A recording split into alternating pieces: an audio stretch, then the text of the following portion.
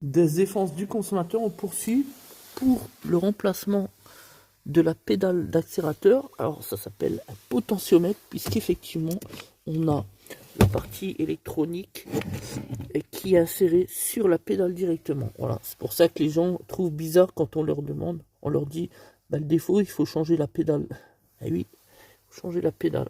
Parce qu'ici vous avez le connecteur 4 voies qui va permettre de transformer le signal en information auprès du calculateur d'injection. Alors anciennement sur les 307 on avait par exemple le potentiomètre qui était ici, un espèce de volet où on pouvait clac clac manœuvrer manuellement pour faire accélérer le moteur par exemple, etc., qui était inséré juste ici au niveau du filtre air et du réchauffeur.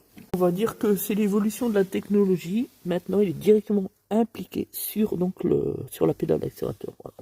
Donc 3 vis de 10, on la dépose puisqu'elle est en défaut. Puisqu'en effet, on a cohérence entre deux séquences sur la pédale d'accélérateur elle-même, enfin sur le potentiomètre pédale. Donc voilà la bête. Voilà, c'est neuf, c'est beau. Ici, vous avez les 4 voies multiplexées et les 3 points de fixation, 1, 2 et 3.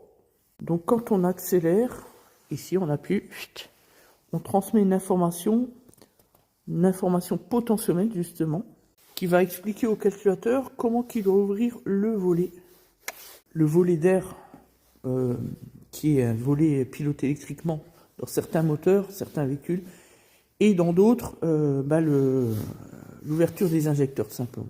Ça dépend, l'équipement électronique d'un moteur à l'autre, ça évolue, enfin bref, peu importe. Tout ça, c'est de l'ingénierie. Voilà, comme ceci, et on va poser donc la neuve. Opération terminée, on rebranche le connecteur. On vient de brancher l'outil de diagnostic, voilà les deux signaux. Alors le deuxième à ne pas prendre en compte, pourquoi? Le P0121, parce que nous avons débranché alors que nous avions encore le contact, le connecteur de la pédale tout à l'heure. Voilà. Donc sinon, signal de pédale accélérateur, cohérence entre fils 1 et 2. Quand on dit qu'il y a cohérence, ça veut dire justement qu'il y a un défaut de court-circuit interne dans la pédale, c'est-à-dire dans le potentiomètre.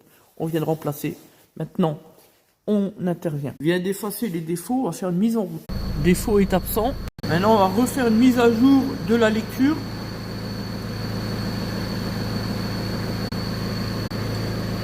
Donc là, a priori, on est bon.